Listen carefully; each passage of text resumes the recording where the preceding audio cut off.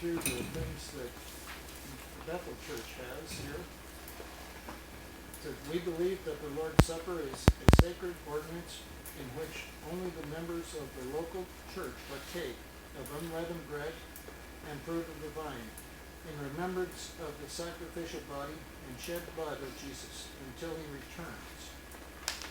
And they have Matthew 26 through 29, and 1 Corinthians 11, 23 through 26. And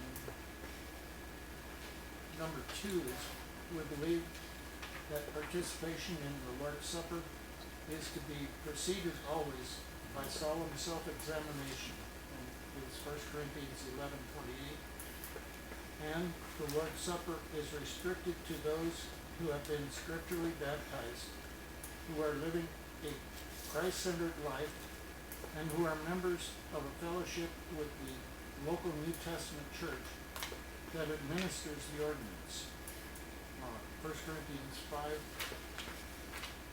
1 through 13, and 1 Corinthians 11, 17 through 20, 2 Thessalonians 3, 6, and Titus 3, 10. And that's what they have. I haven't gone through all of the scriptures on that, but I think that what they have said here sums up pretty well what we believe. Is there anything else that we need to put in there that would be perhaps a better way of saying it? The only thought I would have is to just make mention that we believe that the bread and the wine are symbolic of Christ. That because what's the word?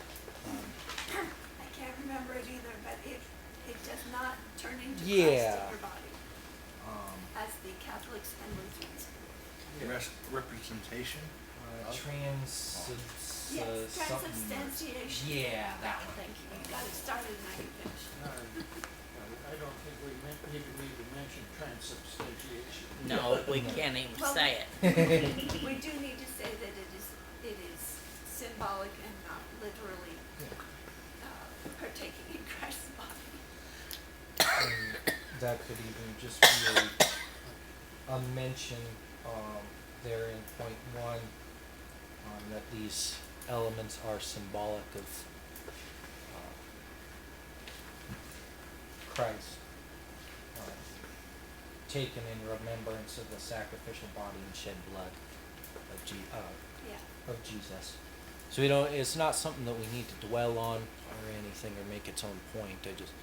Because we do come up against a lot of Catholicism around here, I think it would be prudent anyways, but Yeah, and it's not just Catholics, because many of the Protestant groups, and especially the Lutherans, do believe that.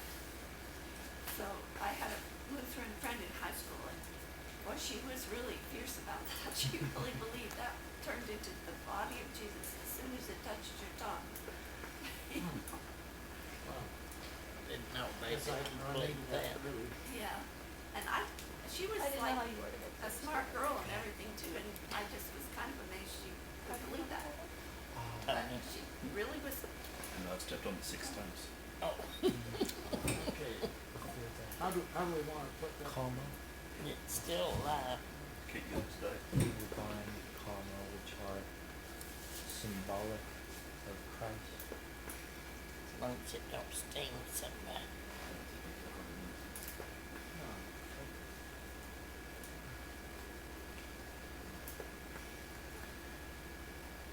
And taken General comment?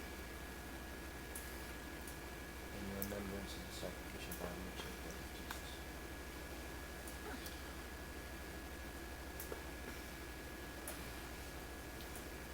That looks good.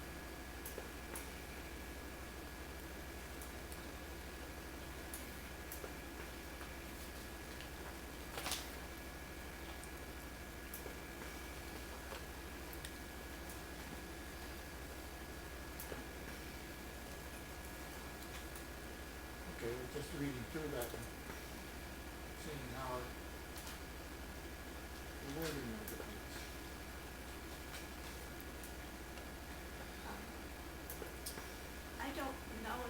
reads it separately, but the thought has occurred to me, there are people also who believe that anybody can administer it to anybody, and that you can do it anywhere and it doesn't require the church to be assembled. That's mentioned, I think, in part 3. Yeah, Okay, point yeah. 3. Okay.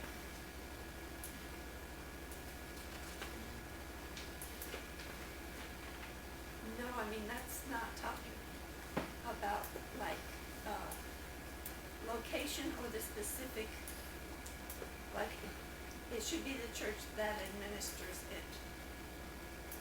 It should be with church authority, not individual authority. I don't know if I'm saying it well, but like, Dad can't, go to our house and then walk across the street and invite the neighbor to participate in having Lord's Supper with him. It's people do that actually in Paraguay.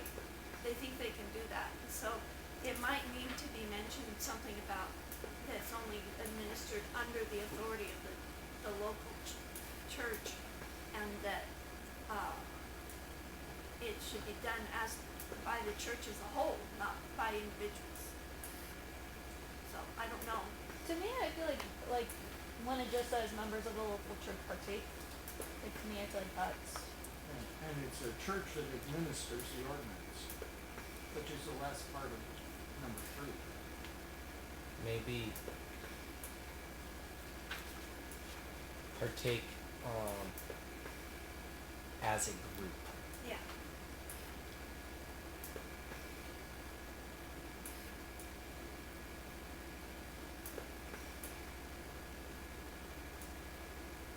it doesn't need to be as a group. Just throwing it out there. I just feel like members of a local church. I feel like as a group, it's just Well, see, the difference is that the way it's worded now, And then There are after people- of put the there are the people. unleavened bread and fruit of the womb.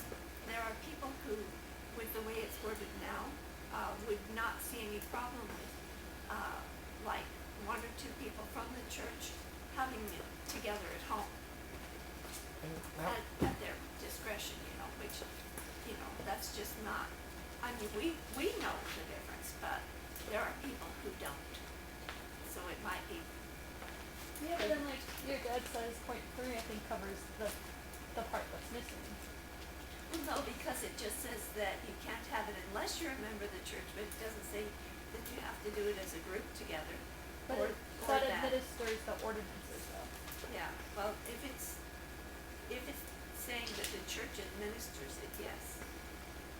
But only, it's like you can't have individuals administering it on their own discretion. That's the only thing I wanted to. I think that's pretty well covered. I mean, they might bring up something and we could clarify it if they do. But it's pretty well covered, I think, by the wording we have here.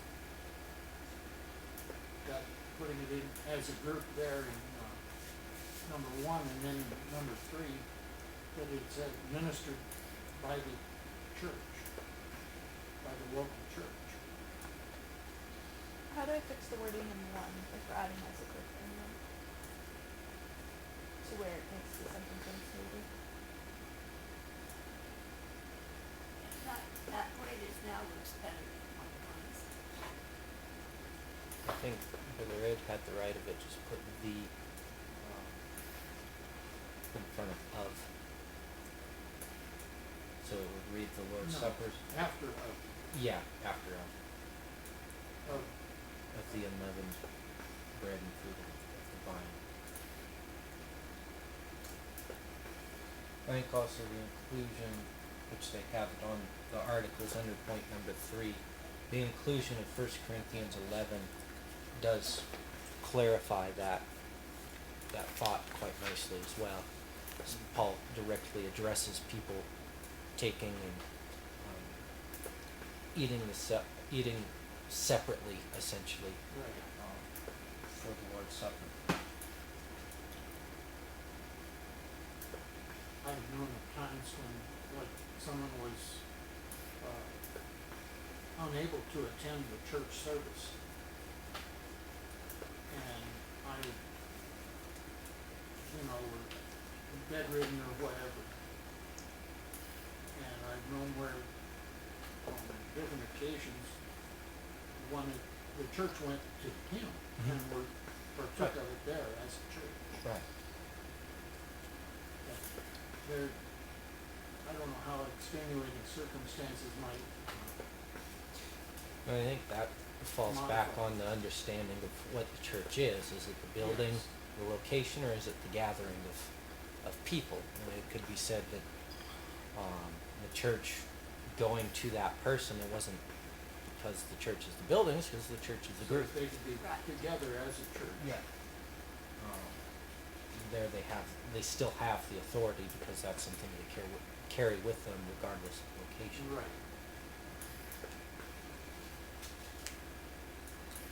And it's a thing less apt to happen among Baptists too, because, we understand that you're not like needing to, the Catholics think if you don't have communion right before you go, you might be sinning and you might not make it into heaven.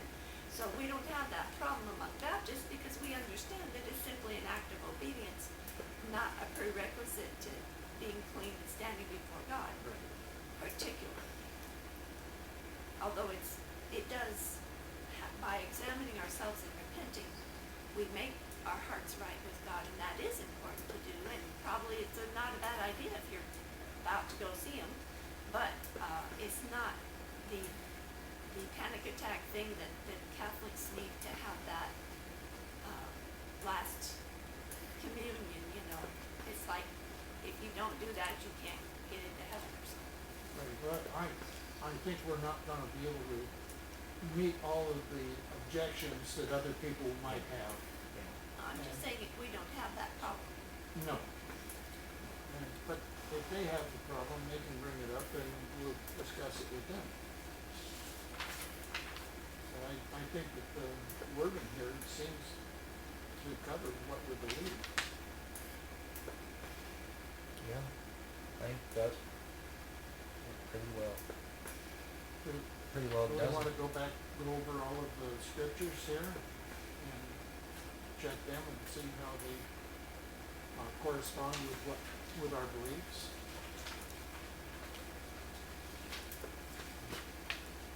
I'm already at 1 Corinthians 11, so I can grab that one if you'd like. Okay, let's, And, you can when we read get to that it. whole section in there, you know, I think maybe that starts, at 20. When you come together, therefore, into one place, this is not the Lord's Supper. And that's where it starts, left in there in 1 Corinthians. For point number 1, they have 23 through 26, but for point number 3, they have 17 through 20.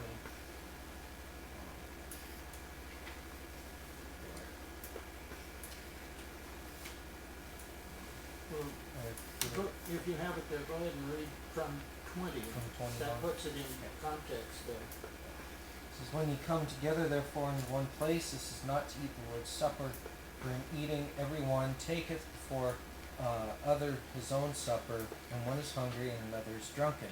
What, have ye not houses to eat and to drink in? Or despise ye the church of God, and shame them that have not? What shall I say to you? Shall I praise you in this? I praise you not. For I have received of the Lord that which also I delivered unto you, that the Lord Jesus, the same night in which he was betrayed, took bread. And when he had given thanks, he broke it and said, take, eat, this is my body, which is broken for you. This do in remembrance of me. After the same manner also he took the cup, when he had supped, saying, this cup is the New Testament in my blood. This do ye as oft as ye drink it in remembrance of me. For as often as ye eat this bread and drink this cup, ye do show the Lord's death till he comes. Go ahead and read through 28, because we're coming up to that too. Wherefore whosoever shall eat this bread and drink this cup of the Lord unworthily shall be guilty of the body and blood of the Lord. But let a man examine himself, And so let him eat of that bread and drink of that cup.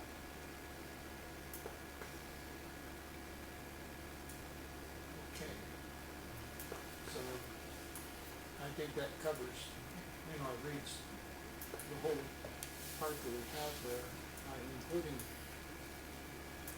and I have, I'll get Matthew 26. And 26, 26 is where I start through 28, I believe, through 29.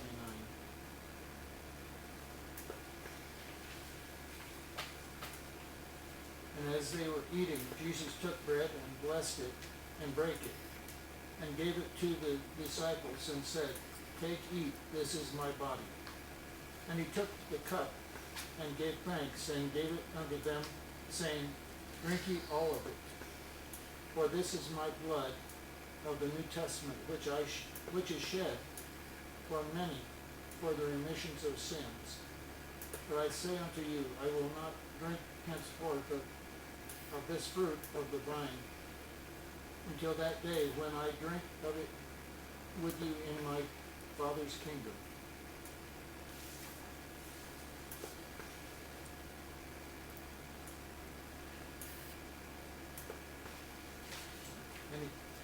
Any questions about that? Verse 27, there where Jesus said, "Drink ye all of it," I think he was saying, all of you partake of this, rather than drink every bit of it, every drop of it that's there. And I know people that have said they took one large goblet and passed it around, and everyone partook of that. I've seen that done in small churches and others where they had the small communion glasses, which Well, is probably more common. in the Passover dinner, it was customary to have, I think, 4 glasses of wine, and each one was representative of something different.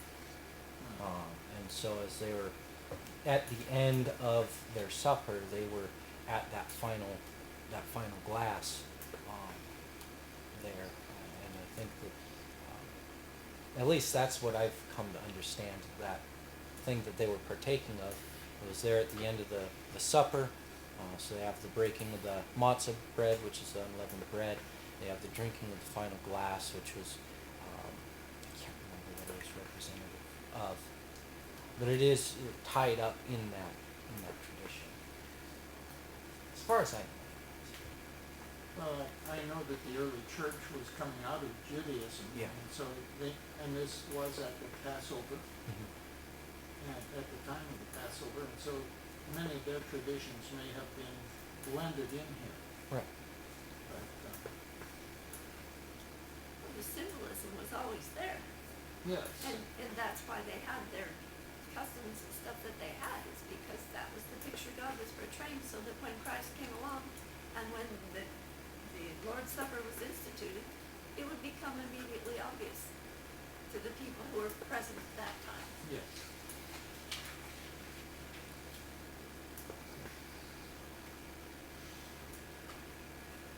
Okay, what other ones do we have here? We have,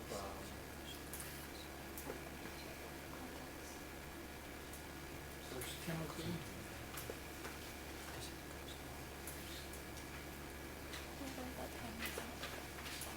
First Timothy? And 3:8-13.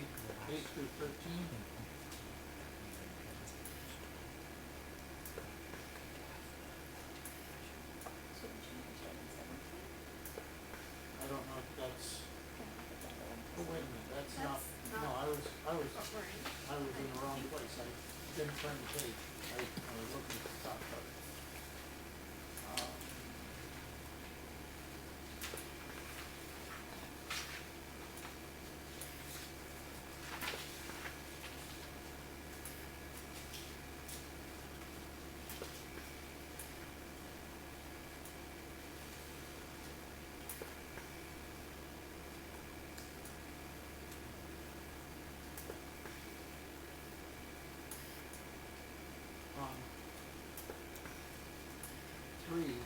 of, 1 Corinthians 5, 1 through 13.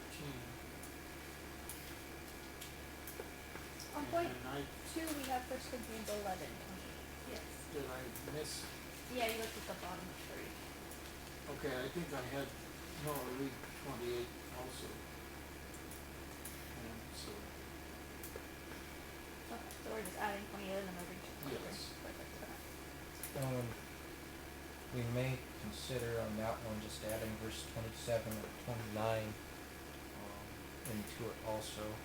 28 talks exactly about the examination, but 27 and 29 give the reasoning for it. right. Just thought. Even maybe 30, because there is a consequence attached, which I think a lot of people miss. Because those that don't discern being part of the Lord's body and obeying the Lord and all that in their personal lives, it says, "For this cause many are weak and sickly among you, and many sleep." There's a definite correlation with disobedience and not doing well, or even dying. So there's it's a part of why we examine ourselves. There's a very important reason for that.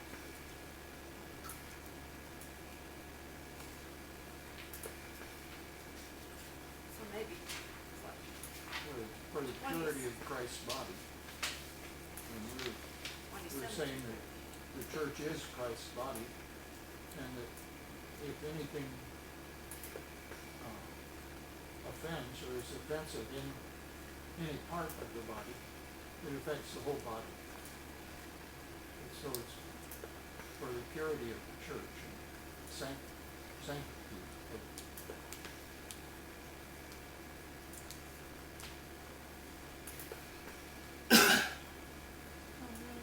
Uh-oh.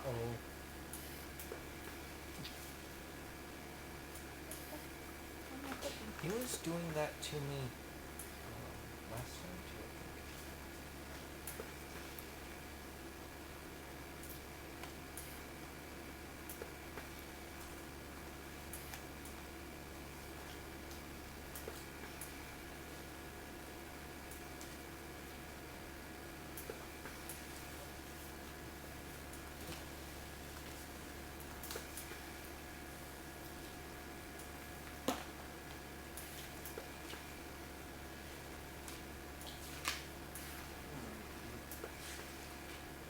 While Sierra finishes up typing there, do we want to go ahead and read 1 Corinthians 5, 1 through 13?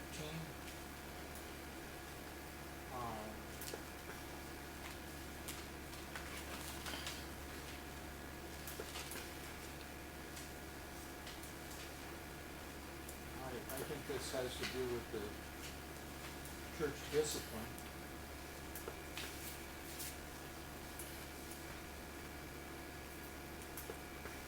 I might mention here that this point about church discipline is a much neglected point often among different churches I've been in.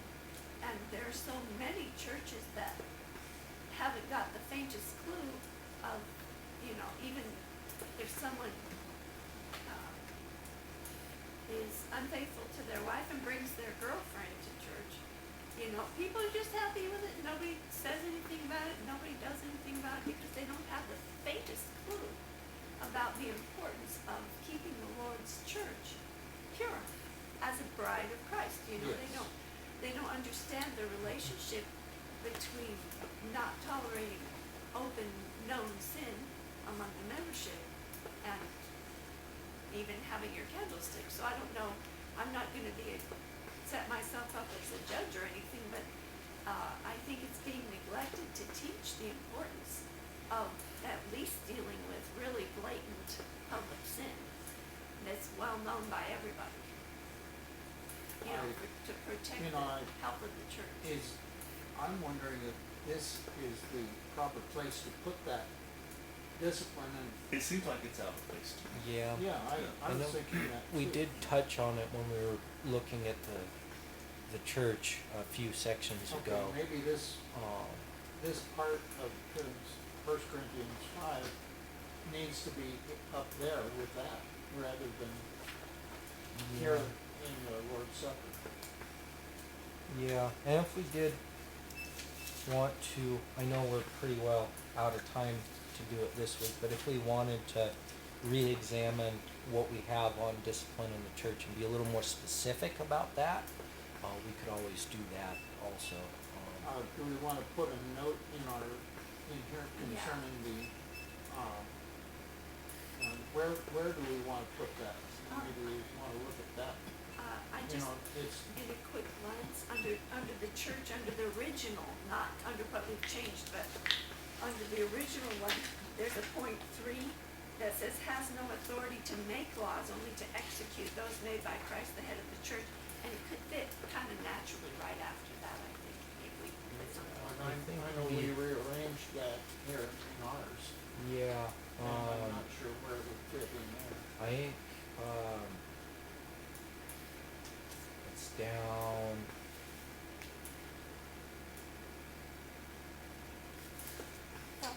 Oh, 6 and 7. Yeah. I think 6 is. yeah. So, just put it. Put it right in there. So, and maybe just for time's sake, I'll work that just a little bit more. 'Cause that is a good point, but I don't think we mention about that, but I don't think we go into a lot of detail about church discipline. You might wanna look at that and see how you would wanna root that, and then Yeah. we could discuss that at another time. Yeah. Yeah. As in, just mentioning why it's in where it's at is because the taking of the Lord's Supper is a time when everyone's to examine their hearts. And so that's the idea of why they put church discipline things in Right. here, because people shouldn't, because it says you have to be a member in good standing, you know, and so they want to make sure that everybody understands that as a church, there shouldn't be taking communion where there's obvious sin issues that haven't been dealt with. And if that's the point, he does mention that exactly in verse 7 and 8 there. So if we wanted to, we could just shorten that into that section. As it says, purge out therefore the old leaven, that ye may be a new lump, as ye are unleavened, for even Christ our Passover is sacrificed for us. Therefore let us keep the feast, not with old leaven, neither with the leaven of malice and wickedness, but with the unleavened bread of sincerity and truth. And just be a little bit more poignant to this. Yeah, if we wanted to Portion read, here. 1 Corinthians 5, 7, and 8, I think that might be a good idea, just add that there.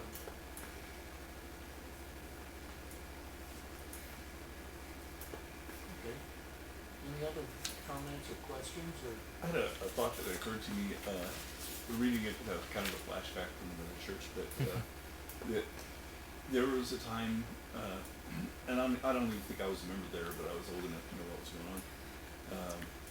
But every time we would bring up take the Lord's Supper and vote on it to take it, my mom would get a call that night or the next day saying, I don't think the church is spiritually good enough to take the Lord's Supper. And, questioning that, and I think that what we brought out is, it's the individual. I mean, if she didn't feel like she was worthy of taking it, then maybe she shouldn't have been taking it. But to tell the church they shouldn't take it because of their spiritual, or they think that they see lacking needs, I think that's very important, that we don't just lump it in and say, well, I don't think the church is doing right, so we shouldn't take the Lord's Supper. Well, she was being judgmental in that. Yeah, and I think it was her own life that she would have permission to. Okay, Sierra? Yeah. I will say, going off that part, I do know that Cliff, we didn't take the Lord's Supper in Spokane for a year and a half because the church wasn't right, but it was over the fact, not because people were just sinning, but because there was conflict within the church. And so I do know, I do take that very like, that was very eye-opening for me, and I was like, yeah, I do agree. The church as a whole, if there's conflict within the church, then yeah, that the church isn't right and we shouldn't take it. So I agree. I think in that sense, that's when you kind of say, okay, yeah, the church isn't the right place. But as far as saying like everyone sins, it's like, how can you say that? Right. As far as that goes too, it has to do also with the type of sin, because like to have a bad attitude is something that comes and goes pretty frequently for all of us, I think. But there's, like I was saying, there's certain types of sin where it involves the witness of the whole church. And like you can have church division over which color carpet to get, or that type of thing, and it's not going to prevent anybody, hopefully, from having to not take communion. But to have the forgiveness and the understanding in the church is very important for the unity of the church, and then to make sure that obvious public sin is dealt with. It's not. Yes, it should be a matter of individuals just simply abstaining if they don't feel they're ready. But there's also that matter of, like Ciara said, there are times when they can go just as long as they have to go until they get the unity right before they should try to take communion. I've seen, even in the Bible, there were conflicts between Paul and Apollos and who was it? There are a couple of places where individuals were in conflict, but it wasn't the church itself. Mm-hmm. Even though they were major, Paul and Apollos were major people, and yet they had conflict of ideas of how things should be done, and I don't think it affected fellowship anywhere, even between the two of them. They still were. Like kind of split paths. They went different just directions. agreed to go different directions, and I think that we see that too in the Old Testament between Lot and Abraham. Mm-hmm. When they separated, they agreed to go different ways just for practical reasons. So, And like I say, there's essential and non-essential. right. So, yes, for the essential stuff, there's no question about it. They should postpone communion until they fix it. But on the non-essentials, it could definitely be glossed over, which color carpet you get and stuff like that. But I've even known of a few cases where there was an individual who saw that the church wasn't doing right on something and abstained because they didn't feel right because the church wasn't doing right and they couldn't condone what was happening. So they just simply stopped taking communion because they didn't feel in agreement with the church. Now, I don't know that I understand exactly what's the best policy always on that, but I do think I can understand the position of the individuals who were withholding their participation for those reasons. Yes, and we had a thing in Bethel when we were up there about whether it should be wine or grape juice that was used in communion. We don't mention that here at all. It's the fruit of vine. I don't think it makes a difference. And but there was some contention over that. And we went into quite a lengthy study over that. And I don't think anybody changed their opinion, and they just went on with it. So, Well, it's a non-essential as far as point of fellowship. yes, I agree. Well, and just one other thing worth mentioning is that the emphasis is on making yourself ready, Yes. right? We don't postpone the Lord's Supper on account of an individual not feeling ready. Right. The encouragement is for those individuals to make themselves ready. It's the same with the Passover feast. It was commanded to happen once a year, every year, without fail. You keep yourself in a position where you can partake of that. As a body, the church is to keep themselves in a position where we can take it as as a group. We don't just wait until we're ready, right? We make ourselves ready and participate in I that. agree with that. I have a question, though. What if we have had a member who was obviously not Mhm. in, not serving the Lord, Mhm. and he wanted to take communion? He is a member, but he's not doing right. How do we look at that? With that, I think it would be a council of discipline where the either the members closest that know what's going on in the situation talk to the member and make the advice that because of these other things going on, we don't feel like it would be good for you to participate in this, and then extend that out, because as a church it is our part of our duty to make sure that there is a upholding of what's the word I want? Maintaining of this sort of cleanliness that this is to be approached with. But it's also not something I think that needs to be publicly declared, right? It's not something that as the plates are being passed, it's declared everybody but you can take it, right? It's something that I think we would approach very much in a Matthew 18 sort of method, where a couple brethren go, and in that case too, it may be fitting for that Lord's Supper to be held off because it is a member, and because they cannot see their own issue why they shouldn't take this, right? Even though it is an obvious sin, that member is approached through these different channels until it comes to a point, because it's also a matter of church membership, right? It could be argued if a member is not fit to participate in the Lord's Supper, what is their standing with the church? Why hasn't this issue been dealt with? Right. That's just my thoughts on the matter. I agree with you entirely on that. And yet I've seen it where I knew of one case like this where the member was adamant that they should take the Lord's Supper, and the church was saying, no, this isn't appropriate for you at this time, and you need to get this matter straight first. And so, all right, well, our time is up here, so